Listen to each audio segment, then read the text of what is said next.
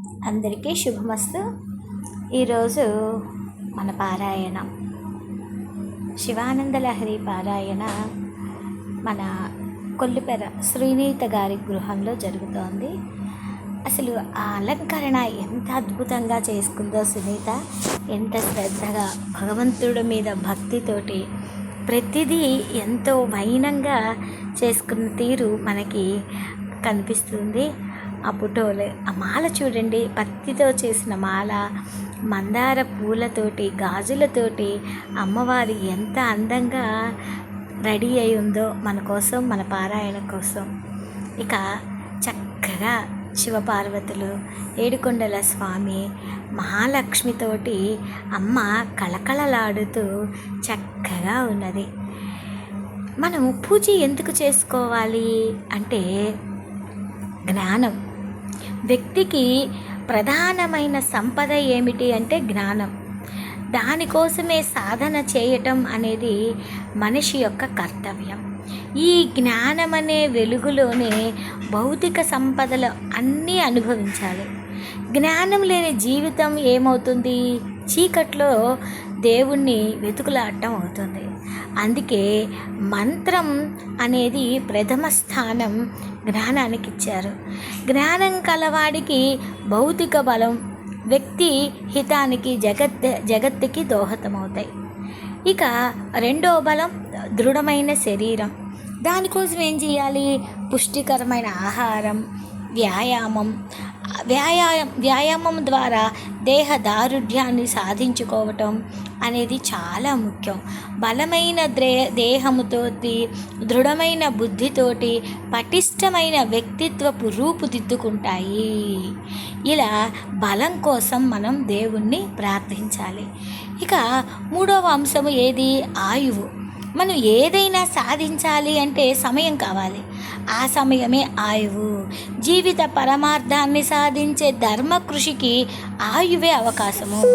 మరి పరిపూర్ణమైన జీవితాన్ని అనుభవించటం అనేది ఐశ్వర్యం అయితే ఋషులు అలా పొందాలి, ఆయువుని పొందాలి అని ఋషుల ఆకాంక్ష. మనిషి తన జీవితంలో ఆచరించాల్సిన ధర్మాన్ని, సాధించిన ప్రయోజనాలని కొనసాగించదే మన సంతానం. అందుకోసము వృద్ధి కూడా జరగాలి. సంతానం ద్వారా నాగరికత, విజ్ఞానము, సంస్కృతి, ధర్మం మన భావితరాలకి కొనసాగుతూ ఉంటాయి. అంటే జ్ఞానము, బలము, ఆయుష్, సాటి జనులతో పంచుకోవటం అనేది ఉన్నదే, ఆత్మీయత పొందటం, ఇవన్నీ కూడా గొప్ప బలం. ఆ బలం మనకి చేకూరాలి అంటే మన మనస్సు ఎప్పుడు పరమాత్ముడి వైపు వెళ్ళాలి. మన మనస్సు ఎప్పుడు పరమాత్ముడి వైపుకే కాళ్ళు అలా వెళుతూనే ఉండాలి. ఏ పని చేసినా పరమాత్ముడిని మనం ధ్యానించాలి, మంత్రజపం చేయాలి, తర్పణాలు చేసుకోవాలి, ఇలా అభిషేకం చేసుకోవాలి. పంచామృతాలు, రకరకాలైన పదార్థాలతోటి అభిషేకం చేసుకొని స్వామిని మనం గొప్పగా ఆరాధించుకోవాలి. దానిలో జ్ఞానము, ఆహారంలో ఉండే ఔషధ లక్షణాలని ప్రతి మనిషి కూడా ఈ విశేషమైన అభిషేక తీర్థాన్ని సేవించటం వలన ఆయుర్వృద్ధి, ఆరోగ్య వృద్ధి, మనసుకి ప్రశాంతత ఇవన్నీ కలుగుతాయి. చాలా ఏమంటారు, ఇన్ని అభిషేకాలు చేస్తున్నారు, ఈ పాలు మొత్తం వేస్ట్ చేసేస్తున్నారు అని చాలామంది నాస్తికులు చెప్తూ ఉంటారు. అవును, నిజమే. పాలన్నీ ఎక్కడికి పోతున్నాయి? కాలువలలోకి పోతున్నాయి. గుళ్ళల్లో చేసే అభిషేకాలు. అసలు గుళ్ళు ఎక్కడున్నాయి? కొండల్లో ఉంటాయి ఎక్కువ గుళ్ళు. కొండలలో, నదీ ఒడ్డున, నదీ తీర ప్రాంతాలలో మనకి అన్ని పర్వత ప్రాంతాలతో ఉన్న మన దేవాలయాలు చాలా వైభవంగా ఉంటాయి. అక్కడి నుంచి అభిషేకం చేసిన ఆ తీర్థం అంతా ఎక్కడికి వస్తుంది? ప్రజలకు పంచగా, ఆ తీర్థాన్ని సేవించగా మిగిలినదంతా కూడా ఆ నదీ జలాలలోకి వెళ్ళిపోతూ ఉంది. ఆ నదీ జలాలలో నుంచి నీరు మొత్తము చక్కగా మంచిగా తయారవుతుంది. అంటే ఏ విధమైన కలుషితం లేదు కదా. మనం చేసేవన్నీ ఆవు పాలు, ఆవు పెరుగు, తేనె, పంచదార, పసుపు ఇలా సుగంధ ద్రవ్యాలతో చేస్తున్న ఆ నీరు మంచిగా తయారయ్యి పంటలు పండుతాయి. ఆ నీటిని మనం ఆహారంగా అన్నిటికీ సేవించటం వలన మంత్రజలంతో ఉన్న ఆ నీరు మనకి అన్నిటినీ వృద్ధి చేస్తుంది. కాబట్టి ఎవరైనా అభిషేకం చేస్తూ ఆ నీటిని అభిషేకంతో ఆ పదార్థాలను వేస్ట్ చేస్తున్నారు అంటే మాత్రం అందరూ చెప్పండి. ఇప్పుడు మనము ఫ్యాక్టరీలో నుంచి మురికి అంతా కాలంలోకి వస్తుంది. ఆ కాలంలోకి వచ్చిన ఆ నీటితోటి మనం ఎన్నో రోగాలను పొందుతున్నాం. అంతకంటే అభిషేక జలముతో కూడిన నదీ జలాలు నిండిపోవటం వలన మనకి ఎటువంటి అనారోగ్యం కూడా రాదు. ఇలా ప్రతి గృహములో కూడా స్వామివారికి అభిషేకం చేసుకొని ఆనందభరితమైన జీవితాన్ని మనం పొందాలి. అలాంటిదే చక్కగా సునీత తన గృహంలో చేసుకుంది. ఇప్పుడు చూడండి, అన్నిటికీ పంచహారతులు, అన్ని హారతులు ఇస్తూ పాట కూడా ఎంత దివ్యంగా పాడిందో అది కూడా ఆలకిద్దాం. ఆ తర్వాత భోజనాలను చూసారు.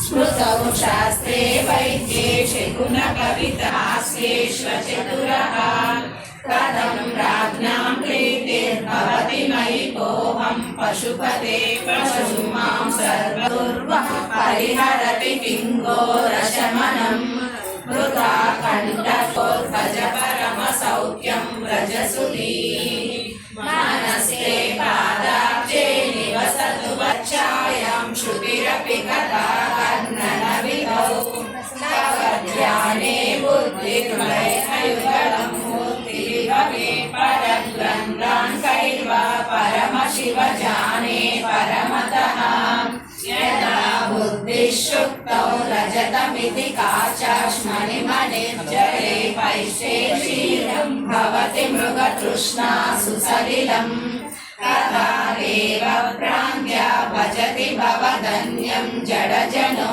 महादेवेशं त्वां मनसि च नमत्वा पशुपते गभीरे कासारे विशति विजने घोरविपिने विशाले शैले च भ्रमति कुसुमादं जडमानाथ भवते सुखेनावस्थातुं जनैः न जानाति किमहो नरत्वं देवत्वं नगवनमृगत्वं अशकता पशुत्वं कीटत्वं भवतु विहगत्वादिजननम् सदा त्वत्पादाब्जस्मरण परमानन्दलहरी विहारासक्तं चेदृदयमिह किन्तेन वपुषा पटुर्वागेनी वा यतिरपि जटी वा तदितरो नरो वा यः कश्चित् भवतु भव किन्तेन भवति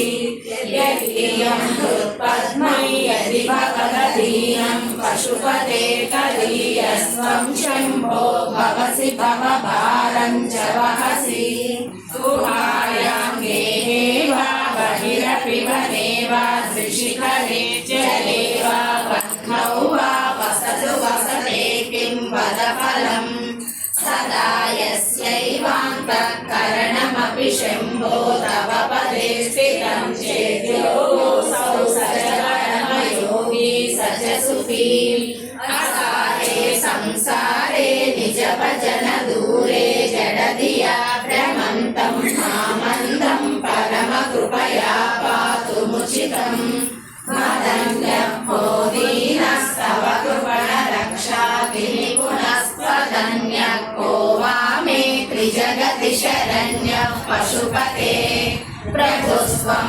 दीनानां खलु परमबन्धुः पशुपते प्रमुख्योऽहं तेषामपि किमुत बन्धुत्वमनयोः त्वयैव क्षन्तव्या शिवमदपराधाश्च सकला प्रयत्ना कर्तव्यं मदवनमियं बन्धुसरणिः उभे